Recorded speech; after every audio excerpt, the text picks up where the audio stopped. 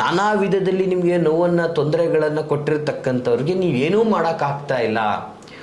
ಅವರ ಒಂದು ಅಹಂಕಾರ, ಅವರ ಒಂದು ಅಟ್ಟಹಾಸವನ್ನು ಮಟ್ಟ ಹಾಕೋಕ್ಕಾಗ್ತಾ ಇಲ್ಲ. ಸಂಪೂರ್ಣ ಬೇರ್ ಸಮೇತವಾಗಿ ಈ ಒಂದು ಗಿಡವನ್ನು ತೆಗಿಬೇಕು. ಈ ರೀತಿ ನನಗೆ ಆಗಿರ್ತಕ್ಕಂತಹ ನೋವನ್ನು ಅವ್ರಿಗೂ ಕೂಡ ಆಗೋ ಥರ ನಾನು ಮಾಡಬೇಕು. ನೋಡಿ, ಹೆಸರಲ್ಲೇ ನಿಮಗೆ ಗೊತ್ತಾಗುತ್ತೆ ಭೀಮನ ಕಡ್ಡಿ ಅಂದರೆ ಎಷ್ಟು ಬಲ ಇದೆ ಇದಕ್ಕೆ ಅಂತ. ಅವನ ಅಹಂಕಾರವನ್ನು ನಾಶ ಮಾಡಬೇಕು. ನನಗೆ ಮಾಡಿದಂತಹ ಒಂದಷ್ಟು ತೊಂದರೆಗಳು, ಕೆಡುಕುಗಳು ಅವನಿಗೂ ಆಗಬೇಕು. ನಿಮ್ಮ ಶತ್ರುಗಳ ಜಂಗಾಬಲವನ್ನು ಅಥವಾ ಅವರ ಒಂದು ಶಕ್ತಿಯನ್ನು ನಾಶ ಮಾಡುವಂತಹ ವಿಶೇಷವಾದಂತಹ ತಂತ್ರ ಇದೆ. ನಿಮ್ಮ ಶತ್ರುವಿನ ಒಂದು ಚಿತ್ರಪಟ, ಒಂದು ಫೋಟೋ ಕರ್ಪೂರದಲ್ಲಿ ಸಂಪೂರ್ಣವಾಗಿ ಸುಟ್ಟಾಕಿ ಈ ಬೂದಿ ಇರ್ತದಲ್ಲ. ನಮಸ್ತೆ ವೀಕ್ಷಕರೇ, ನಾನು ನಿಮ್ಮ ಮೈಸೂರಿನ ಶ್ರೀನಿವಾಸನ್. ವೀಕ್ಷಕರೇ, ಇವತ್ತಿನ ದಿನ ಬಹಳ ಅದ್ಭುತವಾದಂತಹ ಒಂದು ಗಿಡಮೂಲಿಕೆಯನ್ನು ನಾನು ನಿಮಗೆ ಲೈವ್ ಆಗಿ ತೋರಿಸ್ಬೇಕು ಅಂತ ತೆಗೆದುಕೊಂಡು ಬಂದಿದ್ದೀನಿ. ಏನಪ್ಪ ಅದೊಂದು ಗಿಡಮೂಲಿಕೆ ಅಂದರೆ ತೋರಿಸ್ಬಿಟ್ಟೆ ಮಾತಾಡ್ತೀನಿ ನಾನು. ನೋಡಿ ವೀಕ್ಷಕರೇ, ಇದು ವೀಕ್ಷಕರೇ, ಇದರ ಹೆಸರು ಭೀಮನ ಕಡ್ಡಿ ಅಥವಾ ಭೀಮನ ಬಲ ಅಂತಲೂ ಕೂಡ ಆಡು ಭಾಷೆಯಲ್ಲಿ ಹೇಳುವಂಥದ್ದನ್ನು ನಾವು ಕೇಳ್ತೀವಿ. ಸಾಮಾನ್ಯವಾಗಿ ವೀಕ್ಷಕರೇ, ಈ ಒಂದು ಕಡ್ಡಿ ನಮಗೆ, ಈ ಒಂದು ಗಿಡ ಸಾಮಾನ್ಯವಾಗಿ ಎಲ್ಲಿ ಬೇಕಲ್ಲಿ ಸಿಗ್ತದೆ. ನಾವು ಓಡಾಡುವಂತಹ ಜಾಗದಲ್ಲಿ ಅಥವಾ ನ್ಯಾಚುರಲ್ಲಾಗಿ ಸಿಗುವಂಥದ್ದು. ಇದನ್ನು ಯಾರೂ ಹಾಕಿ ಬೆಳೆಸುವಂತಹ ಅಗತ್ಯತೆ ಇಲ್ಲ. ಇದು ನಾನು ಬೆಳಗಿನ ಜಾವ ಪೂಜಿಸಿ ಇದನ್ನು ತಂದಿರೋದು. ಹಾಗಾಗಿ ಸ್ವಲ್ಪ ಒಂದಷ್ಟು ಬಾಡಿರ್ತಕ್ಕಂಥದ್ದು. ಸೊ ನೋಡಿ, ಬಹಳ ವಿಶೇಷವಾದಂತಹ ಒಂದು ಈ ಭೀಮನ ಕಡ್ಡಿ. ನೋಡಿ, ಹೆಸರಲ್ಲೇ ನಿಮಗೆ ಗೊತ್ತಾಗುತ್ತೆ ಭೀಮನ ಕಡ್ಡಿ ಅಂದರೆ ಎಷ್ಟು ಬಲ ಇದೆ ಇದಕ್ಕೆ ಅಂತ. ಭೀಮನ ಬಲ ಅಂತಲೇ ಹೇಳ್ತಾರೆ. ಅಂತಹ ಒಂದು ವಿಶಿಷ್ಟವಾದಂತಹ ಒಂದು ಗಿಡ ಇದು. ವೀಕ್ಷಕರೇ, ಈ ಒಂದು ವಿಶೇಷವಾದಂತಹ ಮೂಲಿಕೆಯಿಂದಾಗಿ ನಾನು ನಿಮಗೆ ಒಂದು ಅದ್ಭುತವಾದಂತಹ ಪರಿಹಾರವನ್ನು ಹೇಳ್ತೀನಿ. ಯಾವ ವಿಷಯಕ್ಕೆ ಪರಿಹಾರವನ್ನು ಹೇಳ್ಬೋದು ನೋಡಿ, ಈ ಭೀಮನ ಕಡ್ಡಿ ನಮ್ಮ ಆಯುರ್ವೇದದಲ್ಲಿ ಬಹಳ ಪ್ರಮುಖವಾಗಿ ಇದನ್ನು ಉಪಯೋಗಿಸ್ತಾರೆ. ಈ ಭೀಮನ ಕಡ್ಡಿಯಿಂದ 10 ಆಯುರ್ವೇದಿಕ ಗುಣಗಳಿದೆ. ಬಹಳನೇ ಮನುಷ್ಯನ ಒಂದು ಆರೋಗ್ಯಕ್ಕೆ ಉಪಯುಕ್ತವಾದಂತಹ ಒಂದು ಪದಾರ್ಥ. ಆದರೆ ನಮ್ಮ ತಂತ್ರಶಾಸ್ತ್ರದಲ್ಲಿ ಇದರ ಬಳಕೆ ಹೇಗೆ ಅನ್ನುವಂಥದ್ರ ಬಗ್ಗೆ ನಾನು ಇವತ್ತೊಂದು ದಿನ ಮಾತಾಡಲಿಕ್ಕೆ ಇಷ್ಟಪಡ್ತೀನಿ. ನೋಡಿ ವೀಕ್ಷಕರೇ, ಸಾಮಾನ್ಯವಾಗಿ ಈ ಒಂದು ವಿಶೇಷವಾದಂತಹ ಪದಾರ್ಥದಿಂದ ನಿಮ್ಮ ಶತ್ರುಗಳ ಜಂಗಾಬಲವನ್ನು, ಅವರ ಒಂದು ಬಲವನ್ನು ಅಥವಾ ಅವರ ಒಂದು ಶಕ್ತಿಯನ್ನು ನಾಶ ಮಾಡುವಂತಹ ವಿಶೇಷವಾದಂತಹ ತಂತ್ರ ಇದರಲ್ಲಿದೆ ಅಂತ ಹೇಳಿದ್ರೆ ತಪ್ಪಾಗಲಿಕ್ಕಿಲ್ಲ. ಹೌದಾ ಗುರುಗಳೇ, ಅಷ್ಟೆಲ್ಲ ಮಾಡ್ಬೋದಾ ಇದರಲ್ಲಿ? ನೋಡಿ, ಸಾಮಾನ್ಯವಾಗಿ ಇವತ್ತೊಂದು ದಿನ ನಿಮ್ಮ ಒಂದು ಶತ್ರುಗಳಿಂದಾಗಿ, ನಿಮ್ಮ ಶತ್ರುಗಳು ಅಂದರೆ ಯಾರಾದರೂ ಆಗಿರ್ಬೋದು, ಅವರು ನಿಮ್ಮ ಸಂಬಂಧಿಕರಾಗಿರ್ಬೋದು, ವೃತ್ತಿ ಜೀವನದಲ್ಲಿ ಆಗಿರ್ಬೋದು, ವ್ಯಾವಹಾರಿಕ ಜೀವನದಲ್ಲಿ ಆಗಿರ್ಬೋದು, ಸಂಬಂಧದಲ್ಲಾಗಿರ್ಬೋದು, ಬಂಧು ಮಿತ್ರರಲ್ಲಾಗಿರ್ಬೋದು, anything, whatever it is, ಯಾರು ಬೇಕಾದ್ರೂ ಆಗಿರ್ಬೋದು. ನಿಮಗೆ ಶತ್ರುಗಳು ಅಂತಂದರೆ ಸುಮ್ಮನೆ ಆಗಲ್ಲ. ಯಾಕೆಂದರೆ ಅವರಿಂದ ನೀವು ತೊಂದರೆ ಅನುಭವಿಸಿರ್ತೀರ.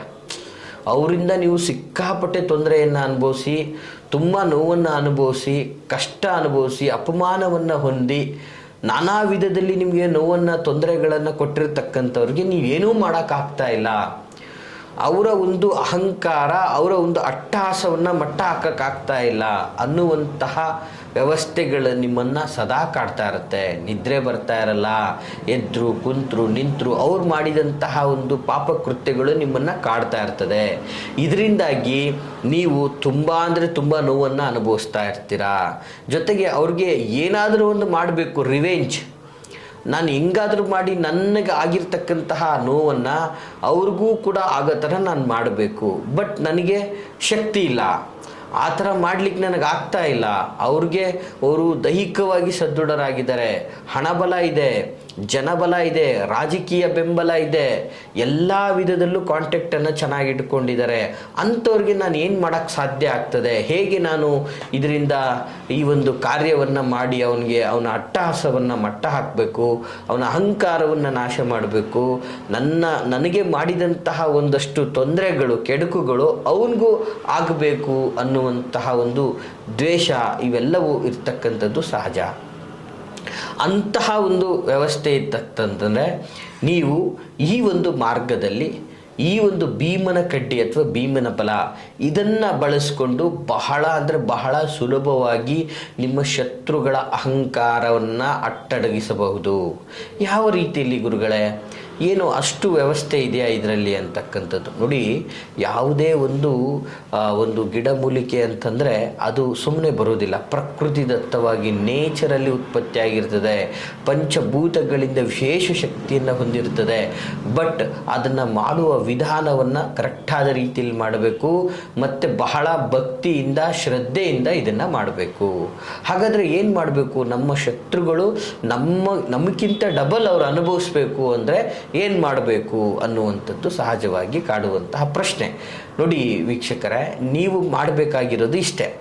ಈ ಒಂದು ಭೀಮನ ಕಡ್ಡಿ, ಈ ಭೀಮನ ಕಡ್ಡಿ ಅಥವಾ ಭೀಮನ ಬಲ ಅಂತ ನಾವು ಹೇಳ್ತೀವಿ, ಇದು ಸಾಮಾನ್ಯವಾಗಿ ನಿಮಗೆ ನಿಮ್ಮ ಹಳ್ಳಿಗಳಲ್ಲಿ ನೀವು ಪಾದಾಚಾರಿ ಓಡಾಟ ಮಾಡುವಂತಹ ಜಾಗದಲ್ಲಿ ಎಲ್ಲ ಕಡೆ ಸಿಗ್ತದೆ.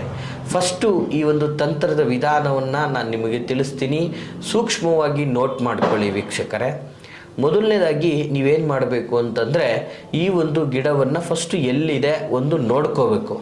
ನಂತರ ಬೆಳಿಗ್ಗೆ ಒಂದು ಶುಭವಾದಂಥ ಸಮಯದಲ್ಲಿ, ಅಂದರೆ ಒಂದು ಬ್ರಾಹ್ಮಿ ಮುಹೂರ್ತ ಅಥವಾ ಒಂದು ಬೆಳಗಿನ ಒಂದು ಸಮಯದಲ್ಲಿ ವಿಶೇಷವಾಗಿ ನೀವು ಹೋಗ್ಬಿಟ್ಟು ಈ ಗಿಡಕ್ಕೆ ಫಸ್ಟು ನಾನು ನಿಮ್ಮನ್ನು ಈ ಒಂದು ಸ್ಥಳದಿಂದ ತೆಗೆದುಕೊಂಡು ಹೋಗ್ತಾ ಇದ್ದೀನಿ ನನ್ನ ಒಂದು ಕಾರ್ಯಕ್ಕೆ ಅಂಥೇಳಿ ಆ ಗಿಡಕ್ಕೆ ಪೂಜೆಯನ್ನು ಸಲ್ಲಿಸಿ ಆ ಗಿಡದ ಅಪ್ಪಣೆಯನ್ನು ತೆಗೆದುಕೊಂಡು ಗಿಡವನ್ನು ಸಂಪೂರ್ಣವಾಗಿ, ನೋಡಿ ವೀಕ್ಷಕರೇ, ಸಂಪೂರ್ಣವಾಗಿ ನಾನು ಹೇಗೆ ತೆಗೆದಿದ್ದೀನಿ ಈ ರೀತಿ ಬುಡ ಸಮೇತವಾಗಿ ತೆಗಿಬೇಕು, ಬೇರ್ ಸಮೇತ, ಸಂಪೂರ್ಣ ಬೇರ್ ಸಮೇತವಾಗಿ ಈ ಒಂದು ಗಿಡವನ್ನು ತೆಗಿಬೇಕು. ಈ ರೀತಿ ಕಂಪ್ಲೀಟ್ಲಿ ಬೇರ್ ಸಮೇತವಾಗಿ ಈ ಗಿಡವನ್ನು ತೆಗಿಬೇಕು.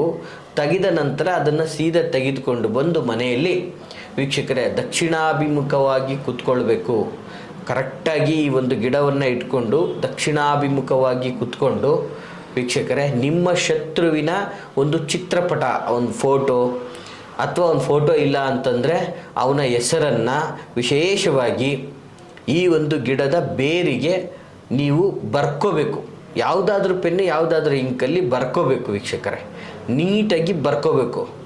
ಬರ್ಕೊಂಡ್ಬಿಟ್ಟು ಆ ವ್ಯಕ್ತಿ ಹೆಸರನ್ನು ಇಟ್ಕೊಂಡು ಸಂಪೂರ್ಣವಾಗಿ ಆ ವ್ಯಕ್ತಿಯನ್ನು, ಅವನ ಆಕಾರ ವಿಕಾರ, ಅವನ ಒಂದು ಮನಸ್ಥಿತಿ, ಅವನ ದೇಹದ ವ್ಯವಸ್ಥೆ, ಅವನಿಗೆ ಏನು ಆಗಬೇಕು, ನೀವು ಅವನನ್ನು ಏನು ಆಗಬೇಕು ಅಂತ ಬಯಸ್ತಾ ಇದ್ದೀರಾ, ಅವನಿಗೆ ದೈಹಿಕವಾಗಿ ಬಲ ಕುಗ್ಗಬೇಕಾ, ರಾಜಕೀಯವಾಗಿ ಅವನಿಗೆ ಬಲ ಕುಗ್ಗಬೇಕಾ, ಅಥವಾ ಅವನ ಒಂದು ಕುಟುಂಬದ ವ್ಯವಸ್ಥೆಯಿಂದ ಅವನ ಮನಸ್ಥಿತಿ ಕುಗ್ಗಬೇಕಾ, ಅಥವಾ ಅವನಿಗೆ ಒಂದು ಮಾಡ್ತಾ ಇರ್ತಕ್ಕಂತಹ ವೃತ್ತಿ ಜೀವನದಿಂದ ಅವನು ಬಲ ಕುಗ್ಗಬೇಕಾ, ಸ್ವಯಂ ಅವನಿಗೆ ಒಂದು ದುರ್ಬಲನಾಗಬೇಕಾ ಅನ್ನೋದ್ರ ಬಗ್ಗೆ ನೀವು ನಿಮ್ಮ ಮನಸ್ಸಲ್ಲೇ ಯಾವ ರೀತಿಯಲ್ಲಿ ನಿಮಗೆ ಏನು ಮಾಡಿದ್ದ, ಯಾವ ರೀತಿಯಲ್ಲಿ ನಿಮ್ಗೆ ಅವನಿಗೆ ಏನು ತೊಂದರೆ ಕೊಡಬೇಕು ಅನ್ನೋದ್ರ ಬಗ್ಗೆ ಸಂಪೂರ್ಣವಾಗಿ ನೀವು ಮನಸ್ಸಲ್ಲಿ ಶ್ರದ್ಧಾಪೂರ್ವಕವಾಗಿ ದಕ್ಷಿಣಾಭಿಮುಖವಾಗಿ ಕುಂತು ಇದನ್ನು ಪ್ರತ್ಯೇಕವಾಗಿ ನೀವು ಮಂಗಳವಾರದ ದಿನನೇ ಮಾಡಬೇಕು ವೀಕ್ಷಕರೇ. ಮಂಗಳವಾರದ ದಿನ ದಕ್ಷಿಣಾಭಿಮುಖವಾಗಿ ಕುಳಿತು ಪ್ರತ್ಯೇಕವಾಗಿ ಇದನ್ನು ಮಾಡಬೇಕು. ಅವನ ಫೋಟೋ ಇದ್ದರೆ ಈ ಗಿಡದ ಮೇಲೆ ಆ ಫೋಟೋವನ್ನು ಸಹ ಇಡಬೇಕು. ಫೋಟೋ ಇಲ್ಲ ನಮ್ಮ ಬಳಿ ಅಂತಂದರೆ ಆ ಗಿಡದ ಬೇರಿನ ಮೇಲೆ, ಆ ಖಂಡದ ಮೇಲೆ ಆ ವ್ಯಕ್ತಿಯ ಹೆಸರನ್ನು ಬರೀಬೇಕು. 3 ಸಲ ಆ ವ್ಯಕ್ತಿಯ ಹೆಸರನ್ನು ಬರೆದು ಶ್ರದ್ಧಾಪೂರ್ವಕವಾಗಿ ಭಕ್ತಿಯಿಂದ ನೀವು ಪ್ರಾರ್ಥನೆಯನ್ನು ಮಾಡಬೇಕು. ಯಾವುದಕ್ಕೆ ಪ್ರಾರ್ಥನೆ ಮಾಡಬೇಕು? ಈ ಒಂದು ಗಿಡಕ್ಕೆ ಪ್ರಾರ್ಥನೆ ಮಾಡಬೇಕು. ನಿನ್ನಿಂದ ನನಗೆ ಆ ವ್ಯಕ್ತಿಯ ವ್ಯವಸ್ಥೆ ನಾಶ ಆಗಬೇಕು. ಈ ರೀತಿಯಲ್ಲಿ ಪ್ರಾರ್ಥನೆಯನ್ನು ಮಾಡಿ ಈ ಗಿಡವನ್ನು ನೀವು ಬೆಳಗ್ಗೆ ಏನು ಬಂದಿರ್ತೀರಿ, ತೆಗೆದು ಬಂದ ನಂತರ ಕಂಪ್ಲೀಟ್ಲಿ ಪ್ರಾರ್ಥನೆ ಆಗಬೇಕು. ಕಂಪ್ಲೀಟಾಗಿ 3 ಮಂಗಳವಾರಗಳ ಕಾಲ ನೀವು ಇದನ್ನು ಇಟ್ಕೊಂಡು ಪ್ರಾರ್ಥನೆ ಮಾಡಬೇಕು. ಅಷ್ಟನ್ನಷ್ಟರಲ್ಲಿ ಈ ಗಿಡ ಸಂಪೂರ್ಣವಾಗಿ ಒಣಗೋಗಿರುತ್ತೆ.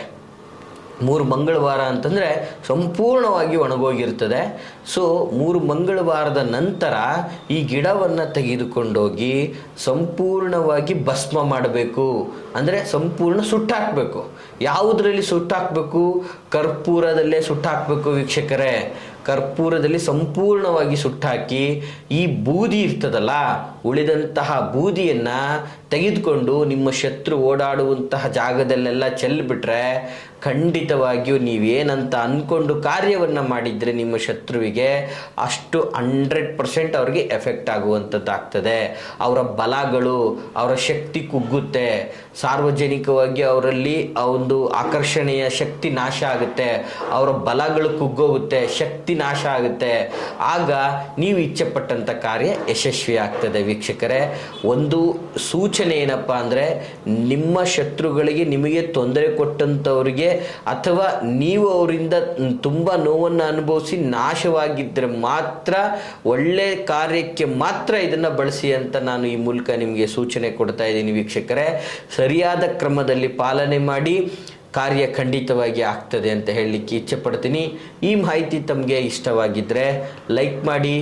ಹಾಗೆ ಯಾರೆಲ್ಲ ಸಂಕಷ್ಟದಲ್ಲಿದ್ದೀರಿ ತಪ್ಪದೆ ಅಂಥವ್ರಿಗೆ ಈ ಒಂದು ವಿಡಿಯೋವನ್ನು ಶೇರ್ ಮಾಡಿ ಅಂತ ಹೇಳ್ತಾ, ಜೊತೆಗೆ ನಿಮ್ಮ ಯಾವುದೇ ಥರದ ವೈಯಕ್ತಿಕ ಪ್ರಶ್ನೆಗಳನ್ನು ಸಮಾಲೋಚನೆಯನ್ನು ಮಾಡ್ಕೋಬೇಕು ಅಂತಂದರೆ ನಾವಿರುವಂತಹ ವಿಳಾಸ ಮೈಸೂರಿನ ವಿಜಯನಗರ 2ನೇ ಹಂತ KD ಸರ್ಕಲಲ್ಲಿ ನಮ್ಮ ಕಚೇರಿ ಇರ್ತಕ್ಕಂಥದ್ದು.